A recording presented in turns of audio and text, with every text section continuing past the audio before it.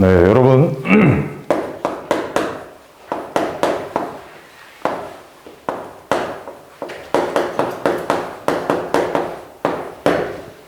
기술사가 어떤 사람일까요? 우리 기술사님. 어떤 사람이에요? 기술사 같은 경우는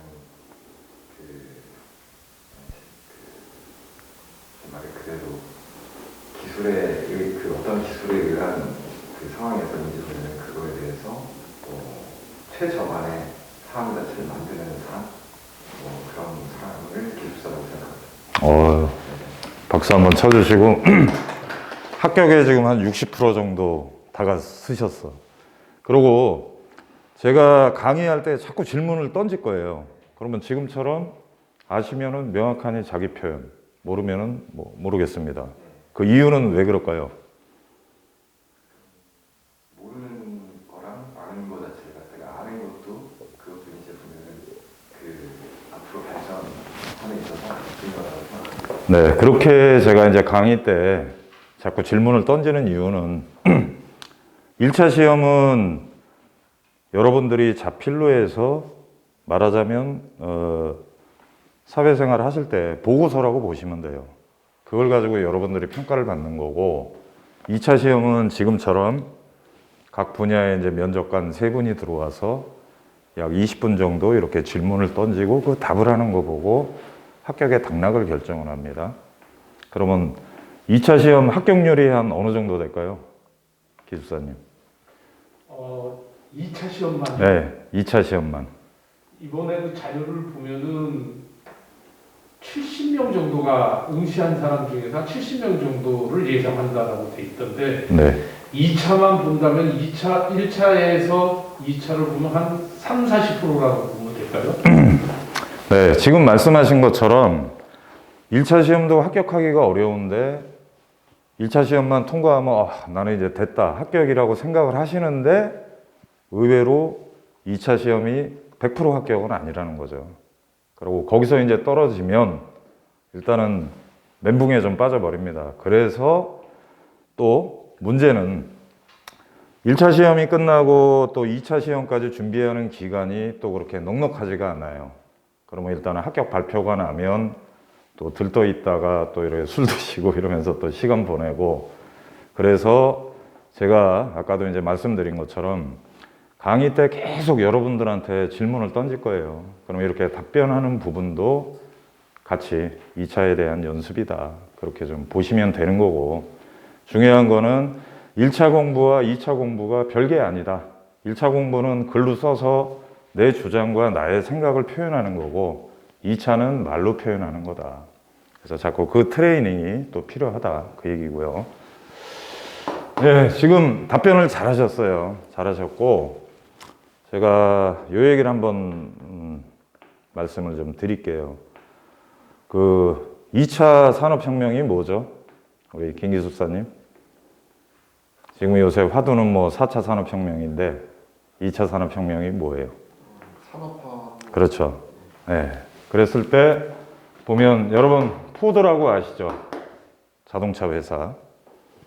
자, 저기에 이제 그 생산 라인에 모터가 고장 나가지고 공장이 문을 닫게 됐어요. 거기 보면 또 상당한 엔지니어들이 다 유명한 미국의 어떤 유수의 대학의 엘리트들만 왔는데 원인을 찾지 못했어.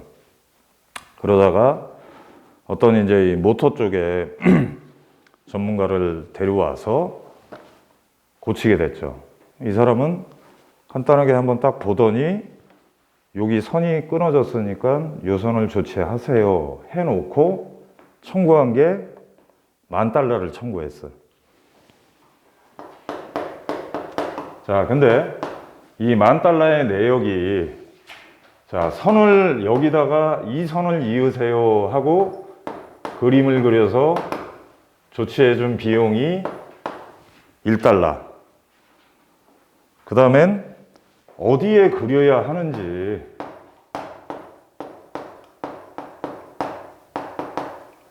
요거를 찾는 비용이 $9,999. 그래서 처음에는 이제 포드가 황당했죠. 그러다가 가만 보다 보니 일리가 있다 해서 흔쾌히 $10,000라는 비용을 지불했다. 이 사람이 누굴까요?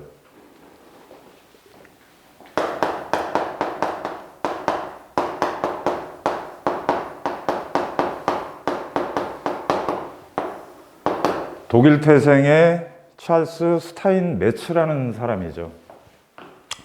자, 저걸 보시는 것처럼 우리가 기술사 자격을 취득하고 어떤 전문가가 되려고 하는 부분이 바로 저게 아닌가, 저는 그렇게 생각을 하는 거죠.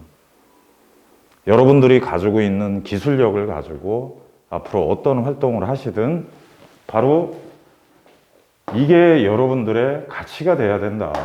네, 그런 얘기입니다. 자, 그러고 두 번째, 어떻게 하는 게 기술사를 빨리 취득하는 방법일까?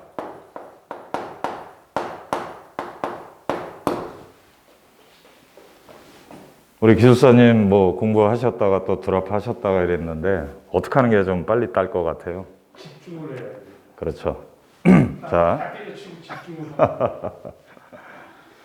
자, 영화에도 나오고 여기 우리 인천이잖아요.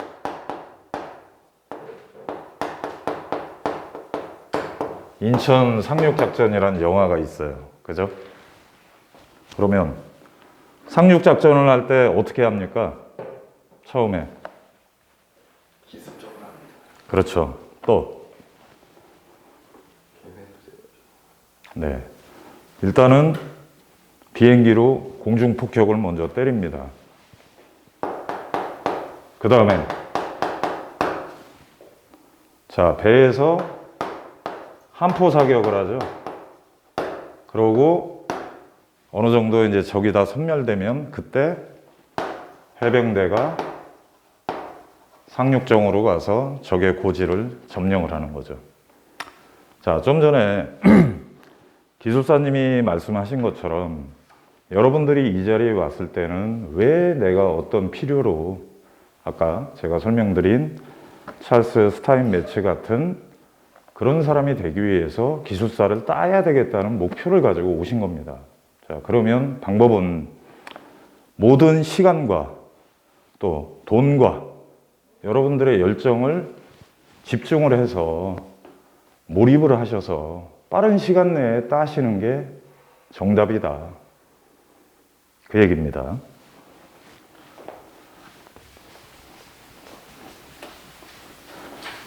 네, 그래서 지금 여기 오셨지만 뭐 제가 이제 유튜브도 지금 가입하신 분들도 있고 뭐 카페도 가입하신 분들도 계실 테고 그런데 가장 효과적인 거는 지금 여기 계시는 것처럼 직강입니다. 직강. 그리고 이제 물론 물리적, 거리적 한계 때문에 듣고 싶은데 못 오시는 분들도 뭐 댓글로 주시고 하는 부분도 있는데 물론 이제 동영상 강의도 있어요. 그리고 또 뭐 다른 학원이나 이제 이런 데 보면 자, 기초반이 있고 그다음에 뭐 고급반이 있고 모의고사 있고 특히 이제 고급반은 이따가도 설명드리겠지만 건축 기술 지침을 통해서 좀 이제 고득점.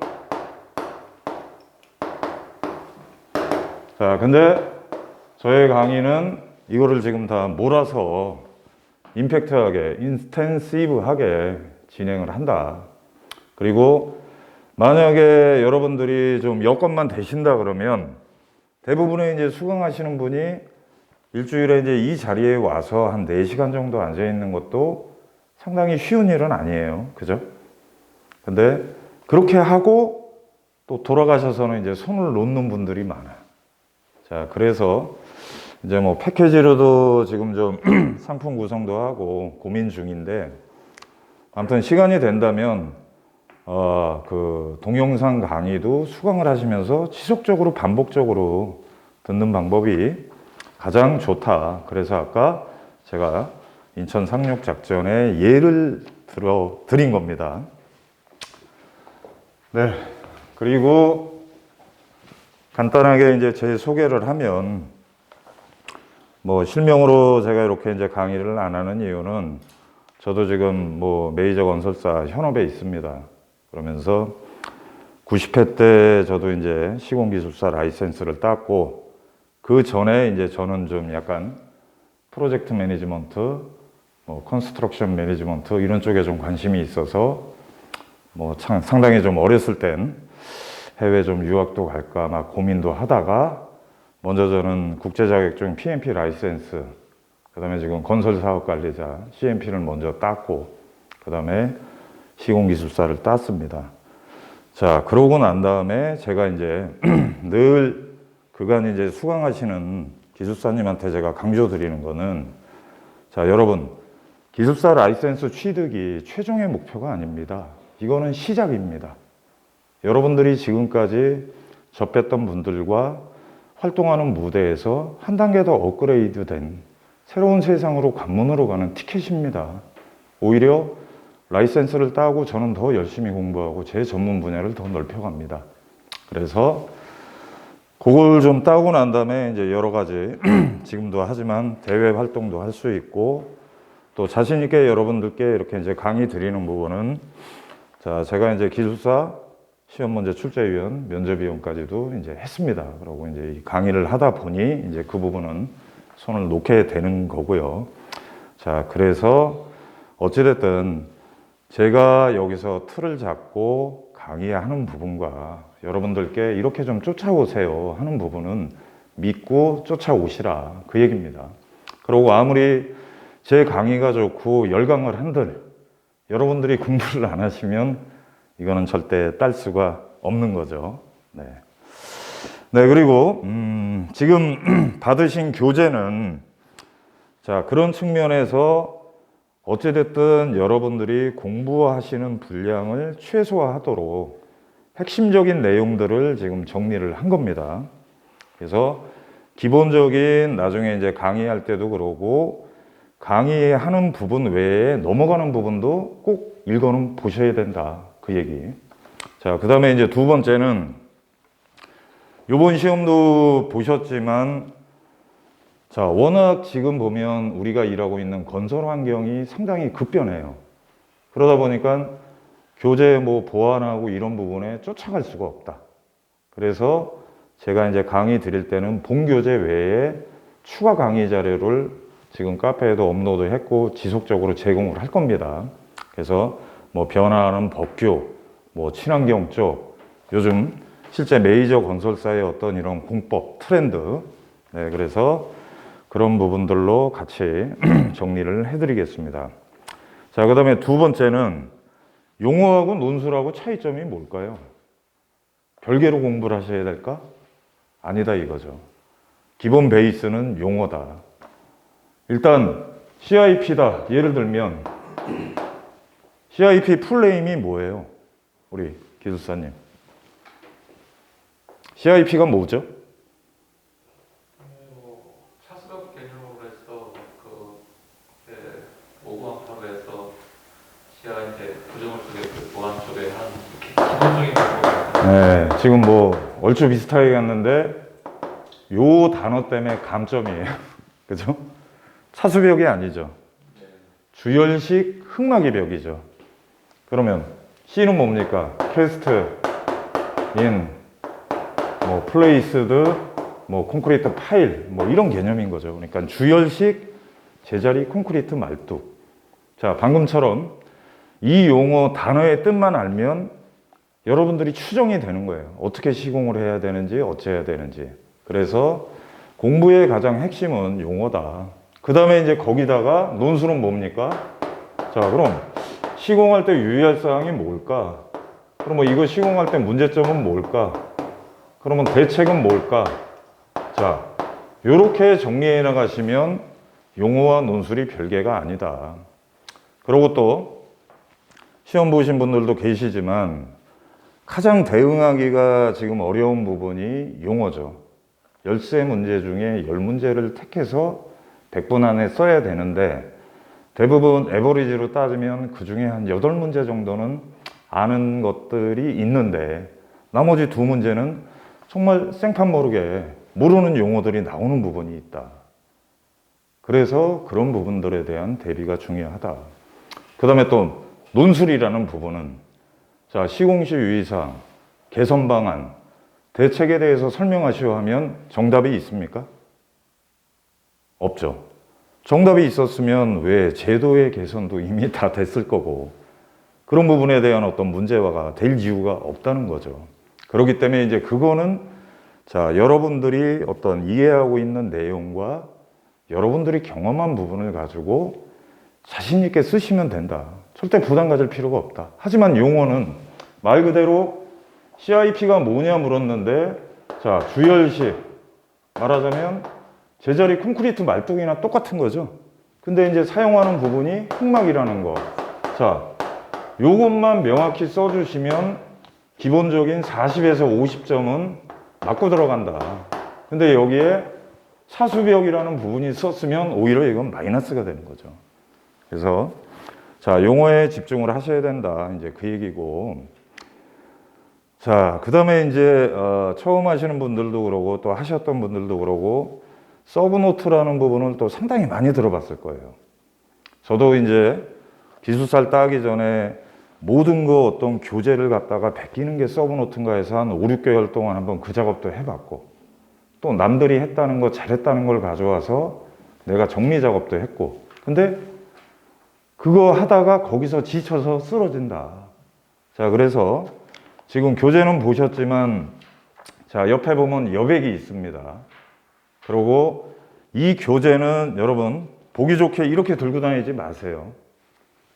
오실 때 이걸 다 이제 분해를 하시라 이 얘기야.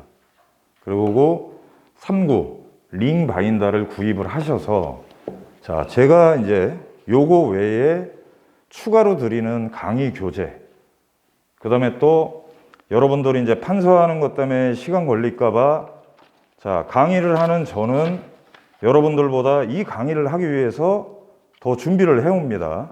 그래서 교재 외에 추가적으로 이렇게 판서하는 내용들 이런 것들도 다 올려놨어요. 그러면 이게 서브노트인 거예요, 여러분. 이게. 그죠?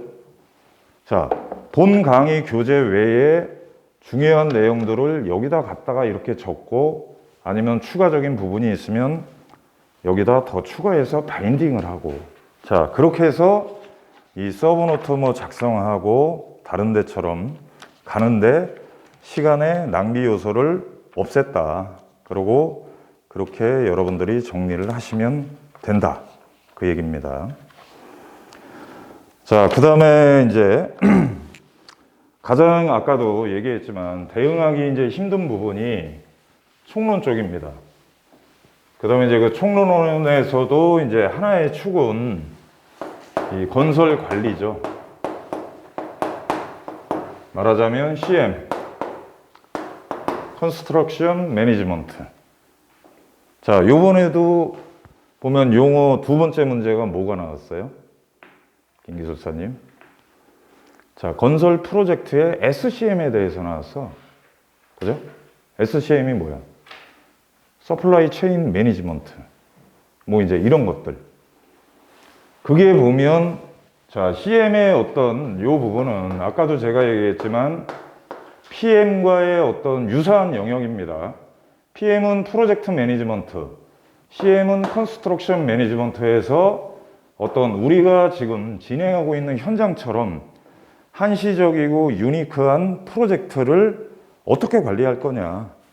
일정 관리, 뭐 비용 관리, 품질 관리, 리스크 관리. 그래서 PM이라는 이 영역에 건설이라는 부분에 특화된 부분이 CM이다.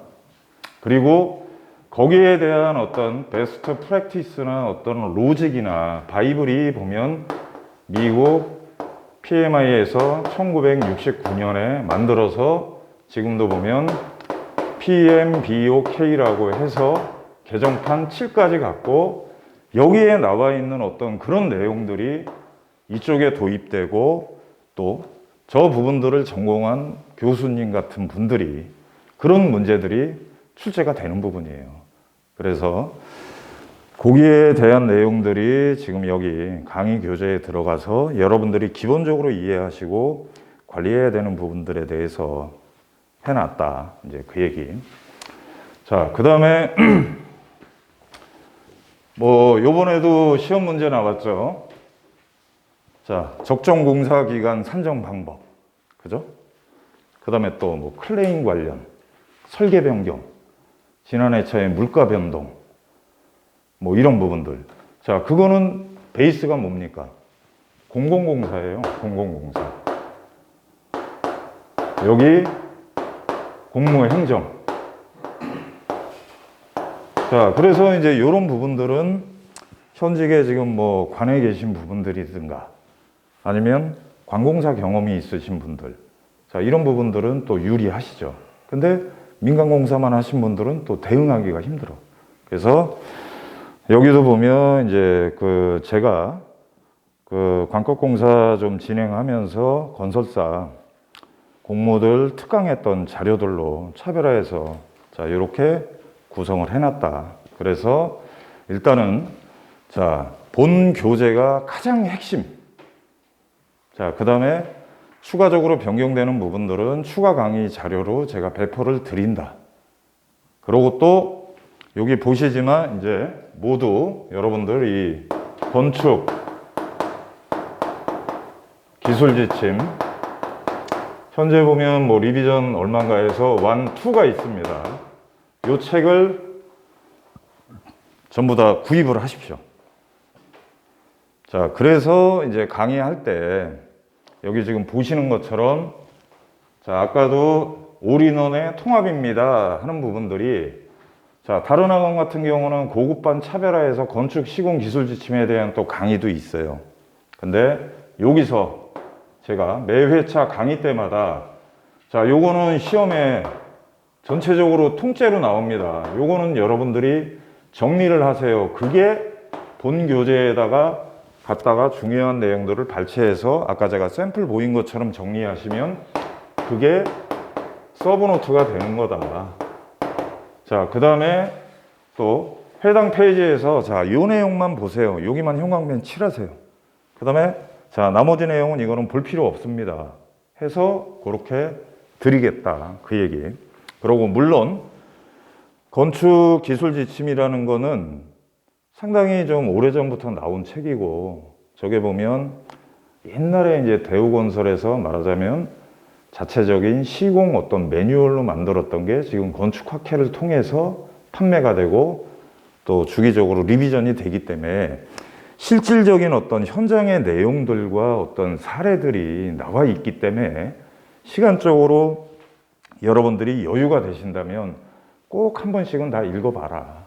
근데 거기서 제가 필수적으로 요거는 정리해야 되는 내용과 요거는 한번 보시고 거기에 어떤 특정 키워드, 아이템들, 그림 자, 이런 걸 여러분들의 고급화, 차별화 답안으로 가져가세요 하는 부분들을 정리를 해드리겠다. 예, 그 얘기입니다.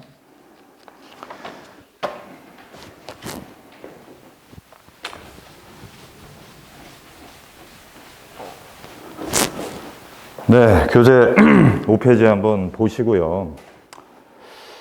자, 기술사를 취득하기 위해서 세 가지 필수 요소는 뭘까요? 자, 첫째는 멘탈.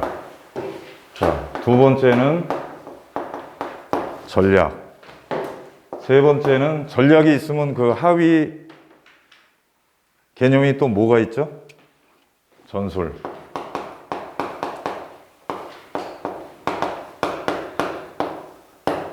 테크닉. 자, 요 세 가지가 준비가 돼야죠. 그리고 멘탈적인 측면은 가장 첫째가 자신감이에요.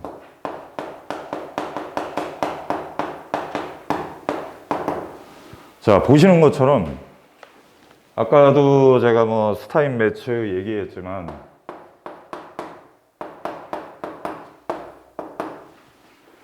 자, 시험 문제를 출제하는 사람도 어떤 그거를 채점을 매기는 사람도 면접에 들어가서 임하는 위원들도 어떤 사람을 기술사로 합격을 시켜주실까? 어떤 사람을. 그리고 우리는 기술사인데 무슨 기술사예요? 구조기술사예요? 시공이죠. 자, 그러고 합격이 되려면 여러분들은 나는 어떤 사람이라는 생각을 가지고 공부를 하셔야 될까? 자, 아까도 첫 시간에 설명드린 것처럼 우리 기술사님이 답변하신 것처럼 자, 시공 실무에서 자, 말하자면 관이면은 그 프로젝트를 총괄하는 감독. 자, 감리나 CM이다 그러면 단장. 자, 시공사다 그러면 현장, 소장. 자, 여러분들은 나는 이 사람이다. 그렇게 생각을 하셔야 되는 거죠. 그리고 저분들의 역할이 뭡니까? 자, 그 프로젝트를 수행하면서 이해관계자들하고 소통을 하고 의사결정을 해야 되는 거고, 그 다음엔 어떤 문제가 있을 때 이 문제에 대한 해결 방안을 제시할 수 있는 사람, 그게 기술사다. 그래서 1차 시험을 통해서 걸러서 합격을 시켜주고 2차 면접을 통해서 아, 저 사람이 저런 역량이 되나 하는 부분이 바로 보는 포인트가 이거라는 거죠. 그래서 아까도 논술 여러분 부담 갖지 마세요. 수학 공식이 아닙니다. 1 더하기 2에서 정답이 있는 게 아니에요. 정답. 그죠? 제가 이따가 기출문제 풀이를 드리는 것도 자, 이런 식으로 답안을 작성하면 합격할 수 있을 것 같습니다지 딱 틀에 정해져 있는 정답 아니라는 얘기입니다. 자, 그렇기 때문에 자, 여러분들 지금 나름 건축 시공기술사 시험을 보기 위한 자격 요건이 된다는 거는 말 그대로 현장에서 관련되는 부분에서 실무 경력을 쌓고 퀄리피케이션이 된 거예요. 그렇기 때문에 내가 못할 게 뭐 있어. 그죠? 안 그렇습니까? 기술사님? 네. 그래서 자, 그런 자신감을 가져라. 이따 그 TV 같은 데 보면 생활의 달인 이런 사람들 나오잖아요. 그죠? 해당 분야에 한 10년만 있으면 전문가가 되는 거예요. 자, 근데 왜 이게 시험이 어렵나 이제 그거는 차차 보시자. 그래서 첫째, 자신감을 가지시라 그런 얘기고, 자, 기술사가 어떤 사람이냐, 어떤 역량이 필요하냐에 대한 걸 항상 머릿속에 놓고 그 사고로 평상시 생활도 공부하실 때도 그렇게 가시라. 자, 그 다음에 3만 시간의 법칙, 만 시간의 법칙도 있고 그런데 개인적으로 제가 이제 골프를 좀 좋아합니다. 근데 골프 선수가 어떤 그 골프 스윙을 몸에 딱 익히기 위해서는 3만 개의 공을 쳐야 된대요. 3만 개의 공을 딱 이렇게. 그래야지 무의식 중에서 이 스윙이 나온다. 자, 근데 3만 개 중에 한 10,000개는 잘못 쳤어. 잘못된 방법으로. 그러면 발전적인 방향으로 가겠습니까? 아니면 뒤로 백으로 가겠어요? 뒤로 후퇴한다는 거죠. 자, 그래서 여기 우리 기술사님 오셨지만 절대 이제 이 시험 자체는 혼자 공부하려면 상당히 힘들다. 그래서 여기 학원에 잘 오셨다는 거고, 그래서 여러분들이 제대로 된 스윙으로 제대로 숫자는 중요하지 않지만 공을 칠 수 있도록 제가 끌어드리겠다. 이제 그 얘기. 자, 그리고 자, 정말 이제 집중해서 여러분들이 공부를 해서 따신다 그러면 자, 400시간 안에도 딸 수도 있다. 그 얘기. 자, 오늘 2월 10일 개강했고 130회 시험까지 우리 기술사님 나름 한 사이클은 몇 번은 빠졌지만 들었잖아. 근데 1교시만 연습사만 본다 이런 생각하지 마시라는 거지. 그리고 130회는 나는 합격할 거야 해가지고 강의 충실히 쫓아오고 하려는 대로 해서 한번 해보시라 이 얘기야. 불가능이 아니다 이 얘기입니다. 그리고 아까 우리 기술사님이 얘기한 것처럼 집중이 답이라는 거죠. 매일매일 공부하셔야 되는 양과 손 놓지 말고 가시고 정확하게 내가 어떤 하고자 하는 의지 다시 리마인드 하시고 자, 근데 보시는 것처럼 특히 저는 보면 타 기술사보다 이 건축, 시공, 기술사 좀 어려운 것 같아요. 토목 시공보다. 뭐 안전 이런 데보다. 왜? 공정이 엄청 많잖아. 그리고 또 요새 보면 요번 시험도 그러고 한 근 1년 가까이 보면 이건 안전기술사에 나와야 되는 시험 문제가 한 3개 정도는 또 나와. 그죠? 그러고 이제 아까 봤지만 뭐 PM이다, CM이다, 약간 이제 외국 쪽에서의 어떤 이제 이런 건설 관리에 대한 총론 쪽의 내용들. 자, 그렇기 때문에 자, 여러분들이 지금도 이제 다음 회차부터 강의를 듣든 뭘 하든 자, 이게 한 번의 이해는 안 된다. 그러면 거기서 좌절을 느끼실 필요는 없다. 그래서 여기도 적어놨지만 자, 7번의 독서법.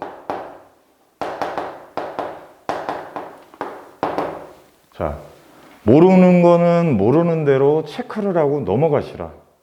그리고 계속 반복을 하셔라. 그러면 어느 순간 이해가 된다. 자, 그리고 강의할 때 보면 어떤 공정별로 분류해서 뭐 토공이다, 지정이다, 그 다음에 뭐 구체공사에서 철콘, 철골. 자, 뭐 이런 식으로 강의가 진행이 되죠. 그러면 토공 관련된 거는 자, 토공만 딱 관련이 될까요? 강의 들어봤지만 아니죠. 자, 토공하고 지정하고는 거의 영역 자체가 이렇게 돼요. 그러면 토공하고 철골하고는 관련이 없을까? 얘도 관련이 된다 이거지. 자, 예를 들면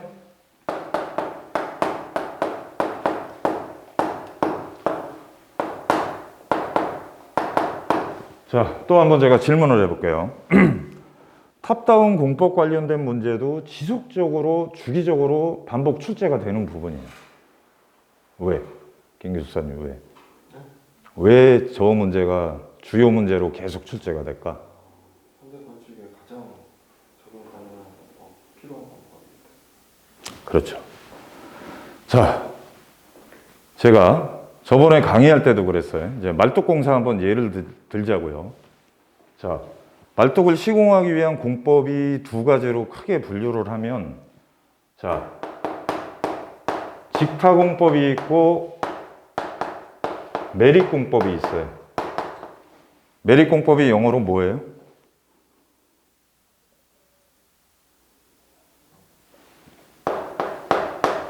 프리, 먼저 보링, 구멍을 뚫는 거야. 자, 거기서 뭐 케이싱을 차냐, 뭐 시멘트 밀크를 그라우팅해서 말뚝을 묶고 뭐 묻어버리냐에 따라 뭐 SIP냐, 뭐 DRA냐, 뭐 SDA냐 이렇게 나가는 거고, 크게 나누면 직타하고 메릭공법이다 이 얘기예요. 자, 그러면 우리 기술사님 어느 거에 더 중점을 두고 많은 시간 공부를 하는 게 맞겠습니까? 메리트 공법을 하는 게 맞을 것 같습니다. 왜요? 지금 뭐 현대 도심지공사에서는 뭐 민원이든 소음이든 직타로 할 수 있는 여건이 있는. 그렇죠. 바로 그 얘기인 거예요. 그러니까 자, 그렇게 가시면 지금 어때요? 공부 범위가 100에서 60%로 압축이 되신 거예요.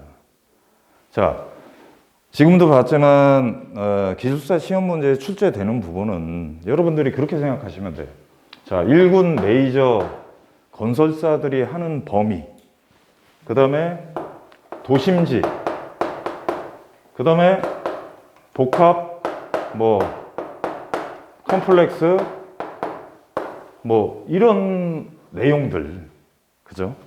그렇기 때문에 탑다운이 보면 도심지 근접 시공하고 지하 뭐 5층 정도 파지고 20층, 30층 정도 올라가고 하는 현장들은 대부분이 탑다운으로 갈 수밖에 없다. 자, 그러면 아까 이제 여기서부터 이제 탑다운이라는 걸 제가 끌어낸 게 보면 탑다운은 지금 공정으로 따지면 어디에 해당이 됩니까? 허 기술사님?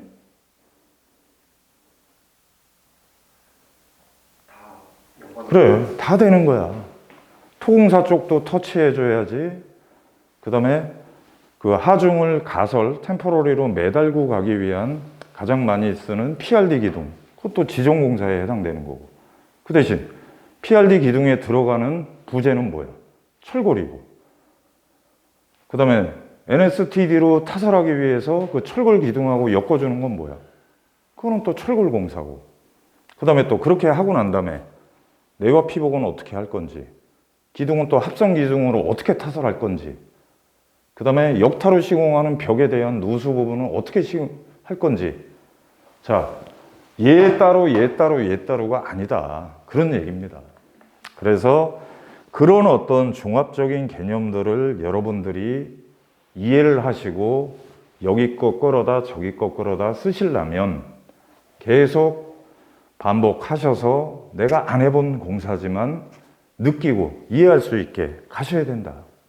그래서 첫 번째, 뭐 제 스타일도 그러고 절대 이거 뭐 암기하려고 하지 마시라. 이해를 하셔야 된다. 이해. 그러고 그런 위주로 강의를 드리겠습니다. 자, 그리고 또 긍정적인 부분은, 자, 아까도 설명드렸지만, 자, 객관식이 아니고 주관식이죠. 그죠? 서술로 가야 되는 부분인 거고, 정답이 있는 게 아니다 이 얘기죠. 그럼 시험 문제, 출제위원들이 낸 문제에 대한 그 해당 내용에 대해서 여러분들이 알고 있는 상식, 답, 뭐 때에 따라선 주장, 그거를 임팩 있게 명확하게만 하면, 논리적으로 설득력 있게 가면, 아까도 제가 뭐라고 했습니까? 1차 시험은 내가 이제 어느 조직에 있든 보면 윗사람한테 품위서를 올려서 어떤 결제를 받기 위한 그 내용이라고 보시면 돼요. 그러면 때에 따라서 사실은 A인데 B라고 해서 내가 주장만 명확하니 가서 이렇게 가야 됩니다 하면 결제권자가 그 내용만 보고 혹하고 사인을 할 수도 있다는 거죠. 극단적으로 보면. 자, 그렇기 때문에 그런 트레이닝이 필요하다. 그래서 모르는 내용도 그걸 알 때까지 진도를 나가치지 말고 하면 안 되고, 모르는 건 모르는 거대로 체크하고 계속 반복을 하셔서 전체적인 틀을 이해할 수 있게 그렇게 공부를 하시라. 그 얘기. 자, 그 다음에 이제 두 번째 전략은 자, 아까도 얘기했지만 시간 계획입니다.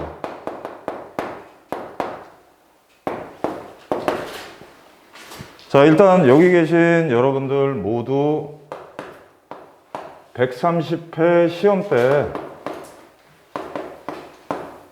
합격을 하시겠다. 목표를 한번 그렇게 세우시라 이 얘기예요. 그죠? 그리고 보통 이제 제가 아까도 얘기했지만 학원 강의가 이제 10주, 그리고 한 뭐 1, 2주 정도 있다가 이제 시험. 자, 이렇게 따지면 하루에 평균 3시간에서 4시간 정도 내가 공부한다. 그 다음에 주말 일요일 날 여기 와서 4시간 강의 듣죠. 그 다음에 토요일 날은 이제 엑스트라.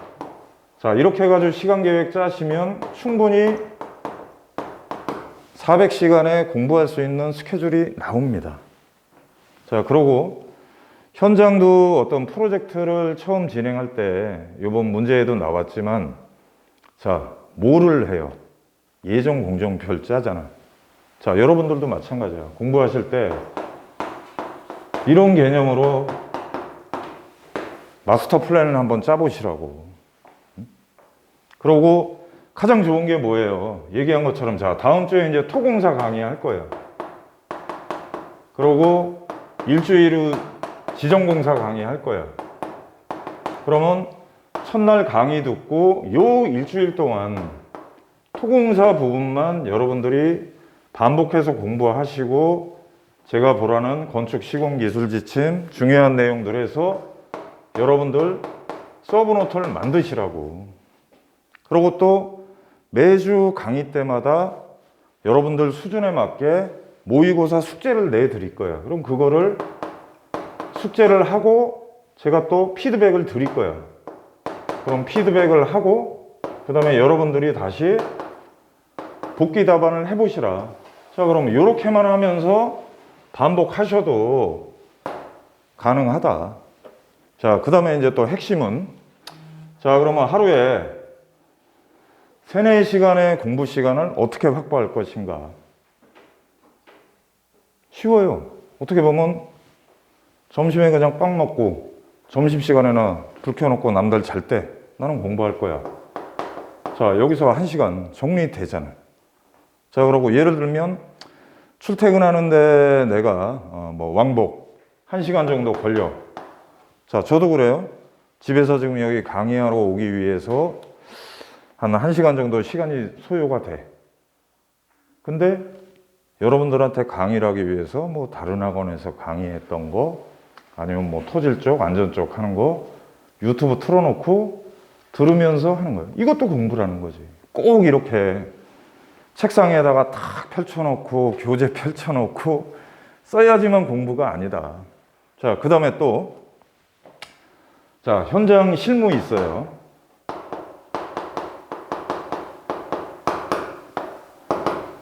자, 현장에서 지금 일하는 거는 기술사 공부입니까? 아닙니까?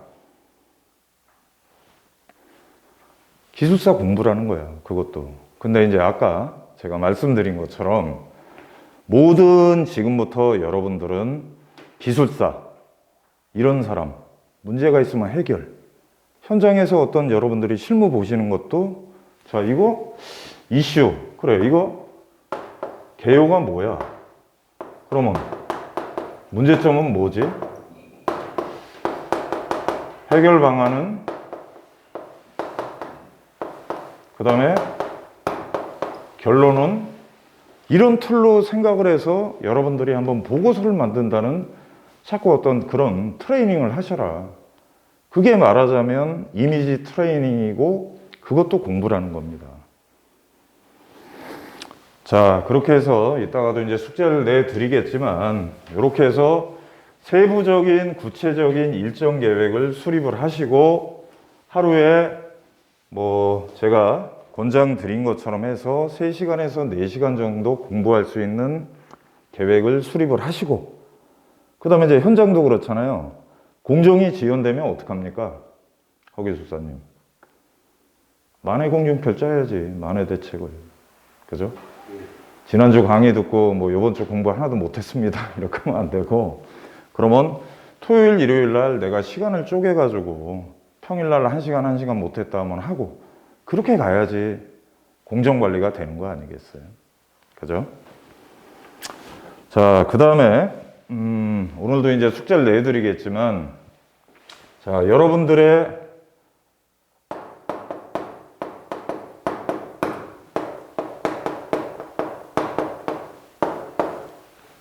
요거를 분석을 해보시라.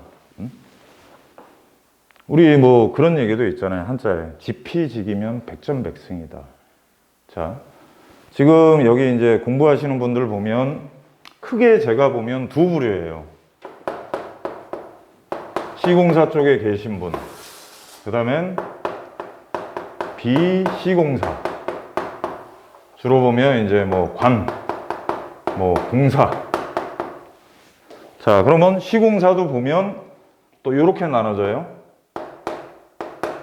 공사 쪽, 공무 쪽.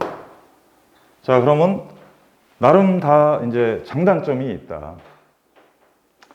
지금 특히 이제 이쪽에 계신 분들은 보면은 현장 어떤 실무나 공법이나 이런 데는 좀 약하지만 전체적인 이렇게 서류 보고 답안 작성하시고 이해하시는 부분에 상당히 강점이 있어. 그리고 시공사 쪽에 계신 분들은 이제 현장 실무나 어떤 공법, 시공 순서 이런 거는 또 잘 아시는데, 특히 거기서도 공모를 보는 친구들은 또 제가 보면 이 친구들이 가장 강점이 있는 것 같아. 여기랑 여기랑 이렇게 영역을 어우르는데. 근데 이제 현장 필드만 치는 친구들은 알기는 많이 하는데 이걸 뭐 답안을 작성하라면 못해. 정리가 안 돼, 정리가. 자, 그래서 자, 여러분들의 이제 현의 이치와 자, 나의 강점은 뭘까? 단점은 뭘까? 이거를 한번 분석을 해보시라. 그 얘기. 자, 그러고 지금 이제 카페에도 올라가 있지만 얼마 전까지 정리한 이제 관연도 기출문제 엑셀 파일이 있어요. 자, 요 놈을 가지고 여러분들이 한번 분석을 해보시라. 그래서 예를 들면 적색. 야, 이거는 내가 봤더니 이거는 뭐 도저히 이거는 난 모르겠어. 그 다음에 예를 들면 노란색. 이거는 조금 강의를 좀 듣고 내가 이렇게 하면 이건 좀 이해할 것 같아. 자, 그 다음에 뭐 예를 들면 파란색. 이거는 내가 알고 있음. 자, 이렇게 해서 요걸 한번 정리를 해보시고 여러분들의 가야 될 부분을 정리를 좀 하시라. 네, 그 얘기입니다.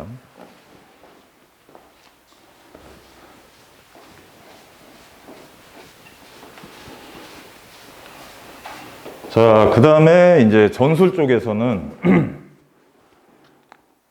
자, 여러분들 중에 지금 보면 필체가 또 좋으신 분이 있고 나쁘신 분이 있죠. 그러면 기숙사 시험에 합격하려면 좋은 필체로 글씨를 쓰는 속도가 상당히 또 빨라야 됩니다. 그죠? 그러면 중요한 게 뭘까요? 첫째는 펜. 자, 필기구는 구입을 하셨습니까? 기숙사님? 기숙사님은? 고민했습니다. 자, 지금 보면은 저는 이제 옛날에 보면 1.2mm 해서 뭐 파일로트 뭐 빅볼인가 이제 이런 거로 좀 했고 요새 보면 상당히 다양하게 많더라고요. 여기 뭐 가장 뭐 메이커랑은 저는 뭐 상관없는데 제일 많이 쓰는 게 보면 뭐 제트 스트링 같은 거 해서 1.0은 제가 봤나 어쨌나 모르지만 뭐 0.7부터 뭐 이제 그런 거. 또 이제 어떤 분들은 옛날부터도 보면 이제 펜탈에서 약간 이 수성 계열의 또 펜을 쓰시는 분들도 있고. 자, 그래서 일단 중요한 거는 자, 펜은 내 몸의 일부다 생각을 하시고 빠른 시간 내에 어떤 대형 문구점 가서 한번 다 써보시라. 그 얘기. 그리고 또 이제 어떤 거는 보니까 뒤에 이렇게 볼펜인데 지우개가 달려서 이제 썼는데 이렇게 하면 또 지워지는 것도 있어요. 그리고 또 그립감도 중요해. 그리고 저도 여기 한번 보세요. 기숙사 따면서 볼펜 한 50자로 이렇게 쓰면서 이렇게 바뀌어버린 거예요. 굳은 살 베기고. 자, 그래서 나한테 맞는 펜을 빨리 선정을 해라. 그리고 이제 얘는 제가 이제 권장하는 건 미니멈 0.7에서 1.0, 1.0, 뭐 1.5까지도 좋아. 이렇게 돼서 좀 두껍게 이렇게 선명하게 갈 수 있는 펜이 좋다. 자, 그리고 요즘 아까도 제가 얘기하는 거 보면 옛날처럼 제가 공부할 때처럼 유성이 아닌 약간 유성인데 수성 계열로 가다 보니까 볼펜 똥들이 안 나와. 그래서 웬만해도 다 좋아. 그리고 이제 써지는 속도도 좀 빨라져. 그리고 또 어느 분들 보니까 여기 이제 별도로 끼는 것도 있더라고. 이렇게 그립감 좋게 하기 위해서. 자, 그리고 아까도 얘기했지만 볼펜 계열도 있고 수성 계열도 있고 해서 더 이상 어떤 이런 거 가지고 고민하지 않게 빨리 하나를 선정을 하셔서 50자루면 50자루, 100자루 그냥 집에다 사놓으라. 그 얘기. 그래서 자, 집에서 공부할 때, 그 다음에 이제 현업에서 일하실 때, 여러분들은 이 필기구 하나만 가지고 연습을 하시라 이거지. 아까도 제가 골프 예를 들었지만, 결론적으로 공에 맞는 거는 뭐예요? 내 손이야? 아니죠. 내 손과 내 몸을 통해서 아이언이라는, 예를 들면 드라이버라는 이 연장이 공을 때리는 거야. 그러면 이 볼펜은 내 신체의 일부가 돼야 된다는 거죠. 그죠? 자, 그리고 여기도 지금 보면 모의고사 한 것처럼 보면 다 지금 그간에 수강하셨던 기숙사님들이 답안을 작성한 거예요. 근데 이제 얼핏 보면 눈에 확 들어오는 게 있고, 그죠? 저거는 좀 필체가 저래서 이게 뭔 내용을 한 건지 못 알아보는 부분도 있고. 자, 그래서 지금 보면 1차 시험도 마찬가지다 이거죠. 채점관들이 빠른 시간 내에 이거를 봐야 되는데 글씨가 개발세발돼서 인지가 불가능해. 아니면 뭔가 썼는데 희미하니 이래서 자신감이 없어버려. 자, 이것도 하나의 단점이다. 그래서 제가 이제 유튜브에도 올려놨고 그 다음에 카페에도 올렸지만 저도 상당히 좀 악필이었어요. 그러고 보니까 이제 요렇게 이제 서술로 해서 시험 보는 게 기술사 외에도 또 뭐 좀 있나 보더라고요. 그래서 제가 좀 권장하는 건 자, 요런 식으로 된 종이들이 있습니다. 그거를 연하게 이제 카피를 뜨셔서 여러분들이 현장에서 뭐 실무에서 뭐 거기다가 메모할 때도 하고 쓰시라 이거죠. 그래서 이게 좋다는 거예요, 이게.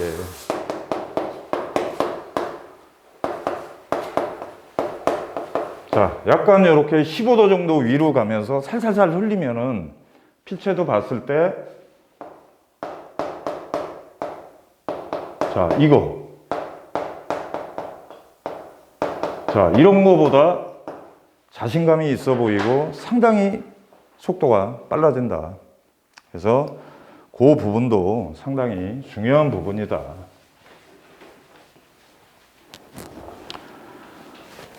자, 그 다음에는 아까도 제가 말씀드렸지만 또 하나의 이제 핵심은 답안 레이아웃을 잡는 스킬이에요. 자, 우리가 보면 이제 과유불급이라는 얘기도 있잖아요. 그래서 무조건이라기보다 용어는 한 장에 끝내면 됩니다. 한 장. 그리고 논술은 3장. 자, 그러면 용어 아까 한번 예를 들자고요.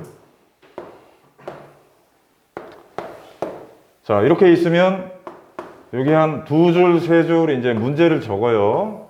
그리고 이제 답 해서 용어는 정의라고 했습니다. 제가. 그죠? 논술은 개요. 자, 전체적인 묻는 부분에 대한 개괄적인 내용을 거론을 하기 때문에 개요가 되는 거고, 용어는 용어의 정의잖아. 아까 CIP, 얘는 뭐다. 그래서 용어 쪽은 개요라고 적기보단 정의라고 적는 게 좋다. 자, 그러면 정의가 어때요? 요 정도.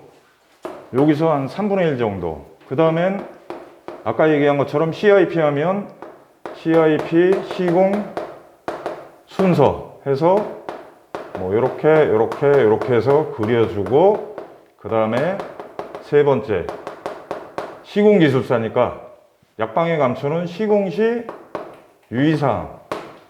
자, 이렇게 해서 아이템 하나, 둘, 셋, 넷, 5개 정도. 이렇게 해서 한 페이지로 딱 맞히는 게 가장 좋다.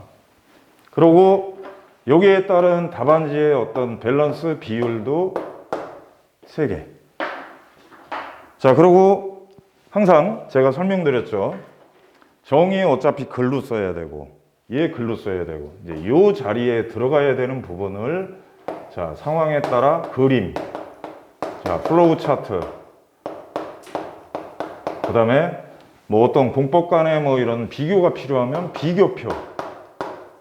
자, 이런 식으로 해서 배치를 해라.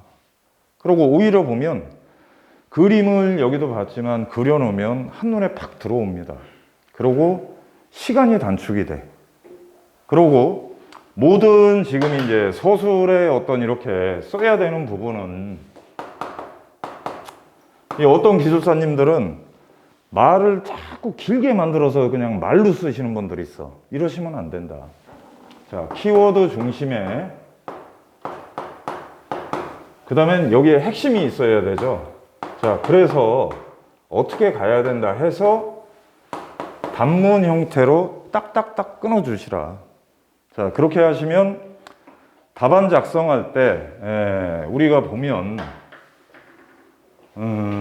자, 동양화하고 서양화. 허 교수사님, 차이점이 뭐야? 동양화하고 서양화.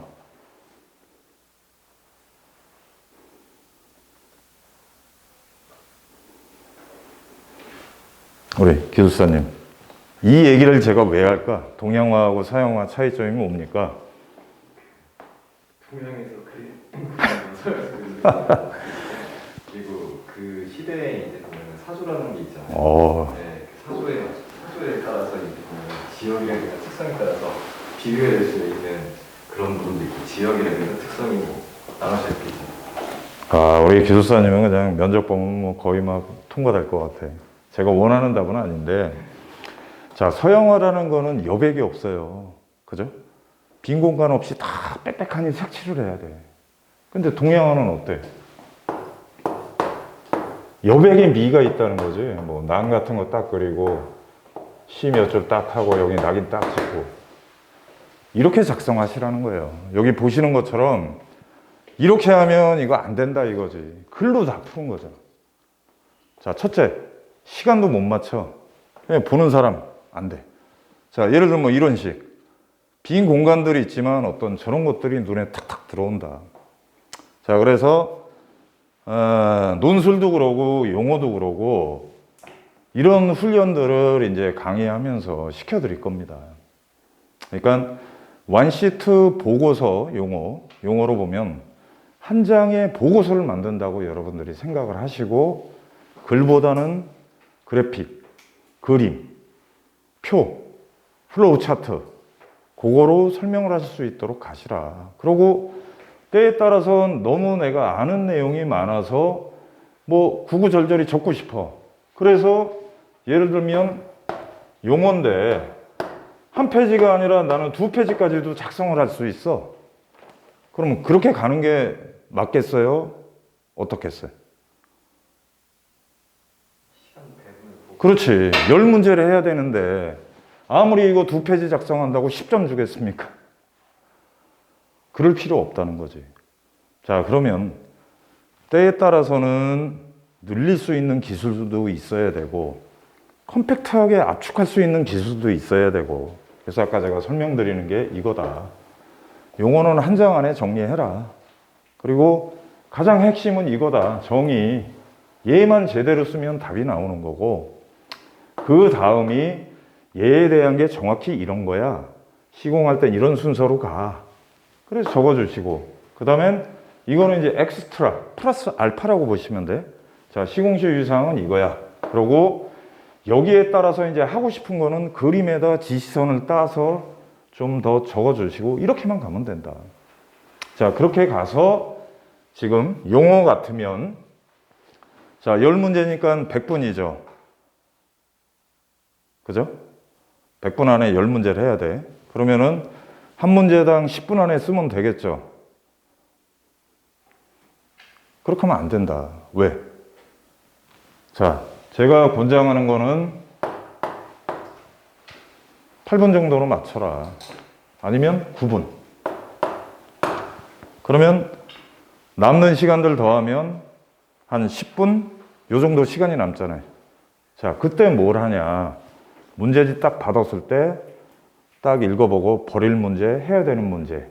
그러고 예를 들면 지금처럼 1번 문제 CIP 나왔어. 그럼 나는 연필로 메모하는 거야. 개요. 두 번째 시공 순서도 이렇게 그릴 거야. 세 번째 시공시 유의사항 할 거야. 이런 어떤 우리가 영화 찍을 때 콘티 작업을 해야 되는 시간이 필요하다. 그래서 지금까지 설명드린 것처럼 펜이 중요하고 자신감 있는 필체로 빨리 여러분들이 작성을 하실 수 있는 속도가 필요하다. 그리고 지금 설명한 것처럼 문서 어떤 기획 능력, 그게 좀 필요하다. 그 얘기입니다. 자, 그리고 이제 아까도 설명드린 것처럼 결론적으로 지금 가다 보면 용어에서 당락이 결정된다. 그 얘기예요. 아까 얘기한 것처럼 몰라서 못 적는 부분이 있고 용어는 CIP가 뭐냐고 물어봤는데 거기 들어가야 되는 키워드는 뭡니까? 자, 주열식, 현장, 타설, 말뚝의 형태인데 흑막이 벽으로 쓰이는 거예요. 그러면 요것들이 키워드인 거야. 그죠? 자, 여기서 3개 들어가야 되는데 3개 써주시면 70점 이상 받는 거고. 자, 여기서 요거 뺐으면 60점 되는 거고. 아까 우리 기술사님 답변한 것처럼 차수벽 해놓으면 감점이 돼서 40점이 되는 거고. 그 다음에 여기다 예를 들면 80점, 90점 맞으려면 자, 주열식이다 보니 배면에 차수공법에 시공이 필요하다. 이렇게 써주면 또 플러스 알파가 되는 거고. 자, 그러기 때문에 용어가 중요하다. 그 얘기입니다. 자, 그리고 우리가 평균적으로 몇 점을 취득을 해야지 합격이죠? 그렇죠. 쉽잖아. 100점도 아닌 60점만 맞으면 되잖아. 그건 아까 처음 설명드린 것처럼 여러분들 다 이해하려고 하지 마라. 그리고 제가 교재도 압축됐고 이렇게 됐습니다. 선택과 집중입니다. 한 이유도 괜히 뭐 하다 보면 이것도 해야 되는 거 아니야? 이것도 알아야 되는 거 아니야? 불안해. 자, 그런 부분에 해야 될 거와 버려야 될 거와 알아야 될 부분들을 강의를 통해서 제가 정리를 해준다. 그러니까 믿고 쫓아와라. 근데 그거를 다 소화를 했어. 허 기술사님. 그리고 여유가 돼. 뭐 조금 더 들어가. 이렇게 넓혀가. 그러면 또 확실하게 합격을 하는 부분이지. 자, 근데 아까도 봤고 대부분 봤지만 자, 용어 문제 13개가 나왔는데 대부분 보면 8개 정도는 좀 다 명확히 작성을 할 수 있고 2개 정도는 좀 까리까리한 게 있고 정말 재수 없으면 이 2개도 몰라. 그러면 떨어지는 거고. 그 다음에 논술도 마찬가지야. 6개 문제인데 하나는 또 아리까리하고. 자, 이러기 때문에 제가 지금 여기서 여러분들한테 강의를 드리고 저렇게 모의고사 문제를 하고 할 때 목표는 기본적으로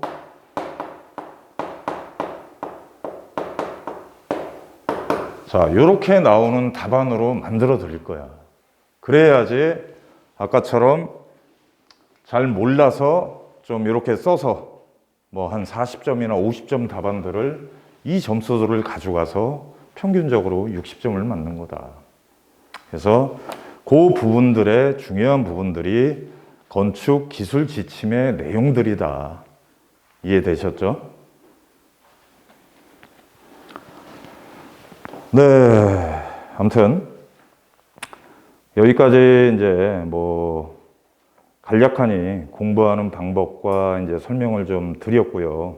그 다음에 자, 어찌됐든 이제 우리가 지금 보면 기존에 이제 수강하셨던 분들도 계시고 해서 이제 카톡에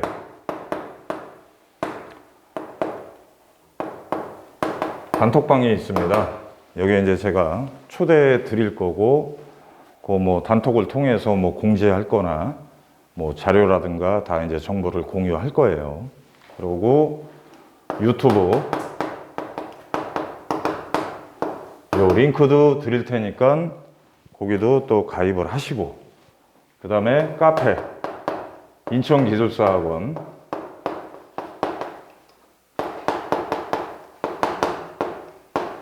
자, 여기 보면 거기에 이제 건축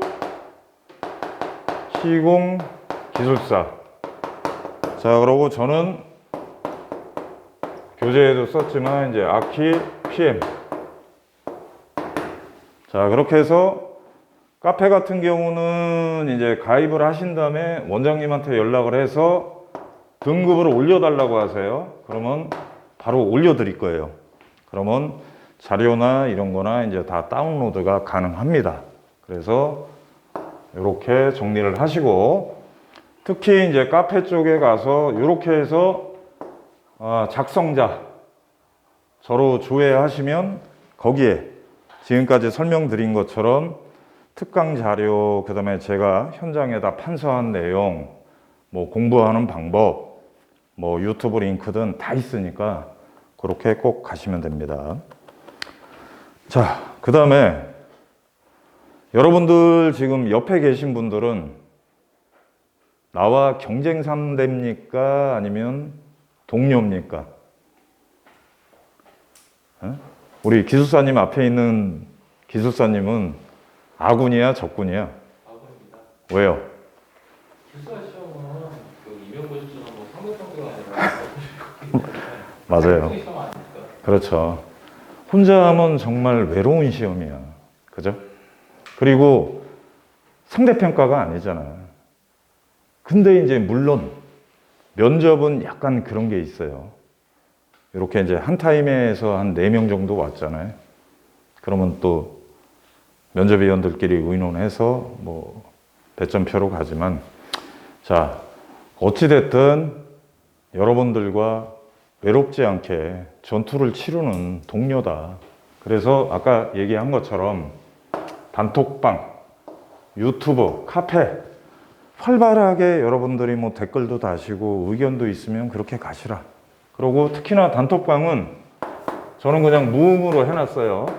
그래서 뭐 12시가 되든 1시가 되든 궁금하면 올리시라고. 그러면 제가 깨 있으면 답을 드릴 거고, 자고 있으면 다음날 보면 또 할 거고. 근데 너무 그동안 보시면 얌전해. 자, 그래서 지금까지 뭐 간략하니 교재에 대한 설명, 강의에 대한 설명, 그 다음에 뭐 공부하는 요령 뭐 가르쳐 드렸고, 그 다음에 이제 요것도 제가 간략하니 또 설명을 드리겠습니다.